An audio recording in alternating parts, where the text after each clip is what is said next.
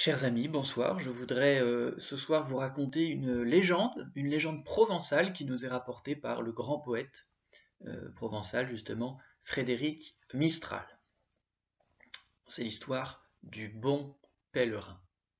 Maître Archimbaud avait près de 100 ans. Il avait été jadis un rude homme de guerre, mais à présent tout éclopé et perclus par la vieillesse, il tenait le lit toujours et ne pouvait plus bouger. Le vieux maître Archimbaud avait 3 fils. Un matin, il appela l'aîné et lui dit « Viens ici, Archimbalet !»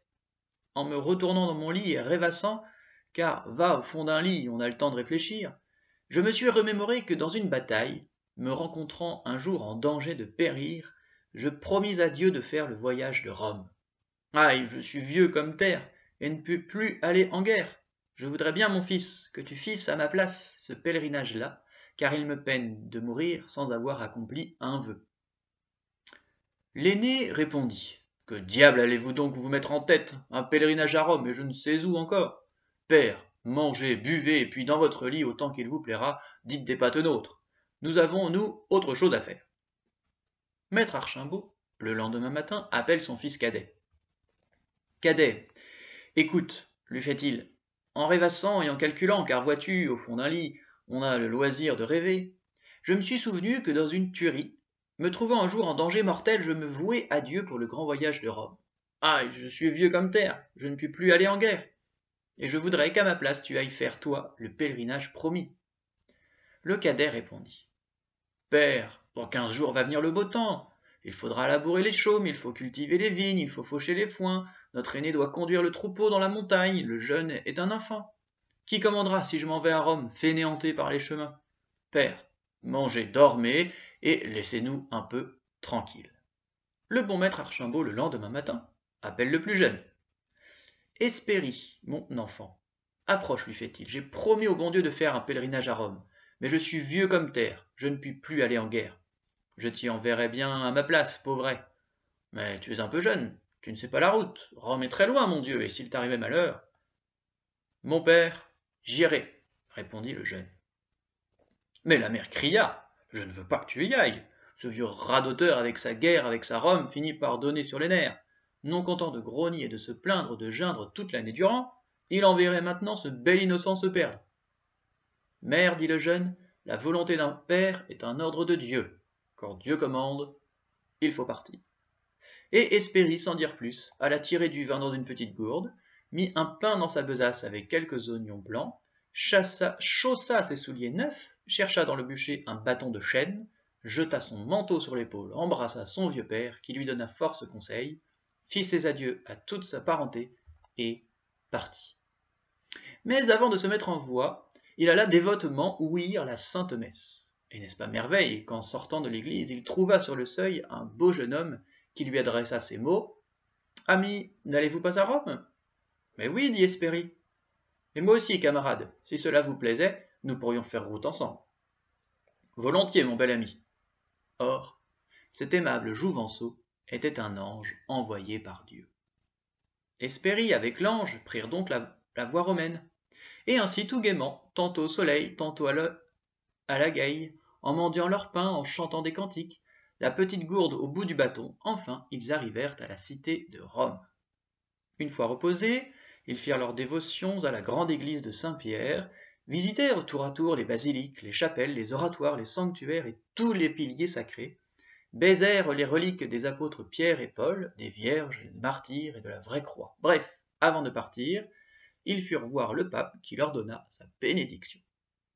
Et alors, Hespérie avec son compagnon allèrent se coucher sous le porche de Saint-Pierre, et Hespérie s'endormit. Or, voici qu'en dormant, le pèlerin vit en songe ses frères et sa mère qui brûlaient en enfer, et il se vit lui-même avec son père dans la gloire éternelle du paradis de Dieu.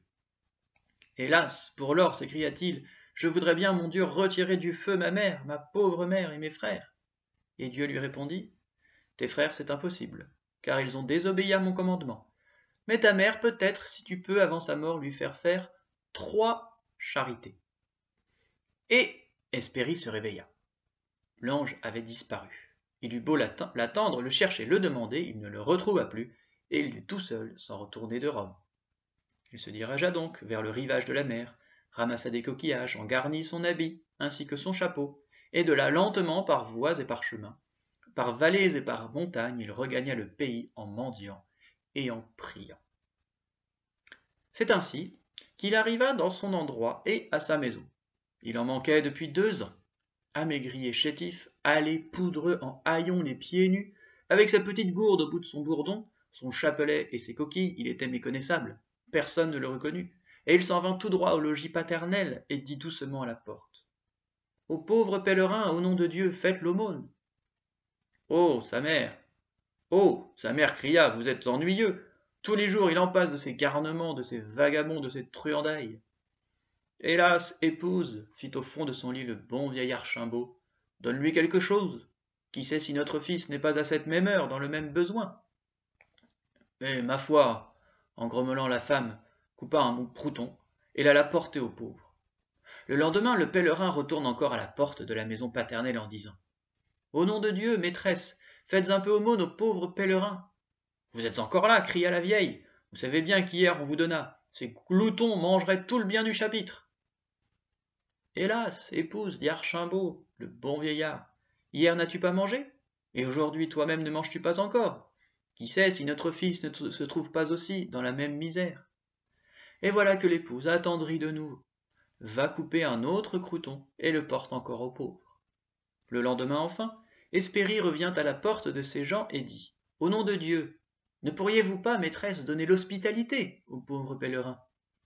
Nenni, cria la dure vieille, allez vous en coucher, où l'on loge les gueux. Hélas, épouse, dit le bon vieil Archimbaud, donne-lui l'hospitalité. Qui sait si notre enfant, notre pauvre Hespérie, n'est pas errant à cette heure, à la rigueur du mauvais temps? Oui, tu as raison, dit la mère, et elle alla aussitôt ouvrir la porte de l'étable. Et le pauvre Hespérie, sur la paille, derrière les bêtes, alla se gîter dans un coin. Au petit jour, le lendemain, la mère d'Hespérie, les frères d'Hespérie, viennent pour ouvrir l'étable. L'étable, mes amis, était toute illuminée. Le pèlerin était mort, était roidi et blanc, entre 4 grands cierges qui brûlaient autour de lui. La paille où il gisait était étincelante. Les toiles d'araignée luisantes de rayons pendaient là-haut des poutres, telles que des courtines d'une chapelle ardente. Les bêtes de l'étable, les mulets et les bœufs, chauvissaient effarés avec de grands yeux pleins de larmes. Un parfum de violette embaumait l'écurie, et le pauvre pèlerin, la face glorieuse, tenait dans ses mains jointes un papier où était écrit « Je suis votre fils ». Alors éclatèrent les pleurs et tous en se signant tombèrent à genoux. Hespérie était un saint. À bientôt.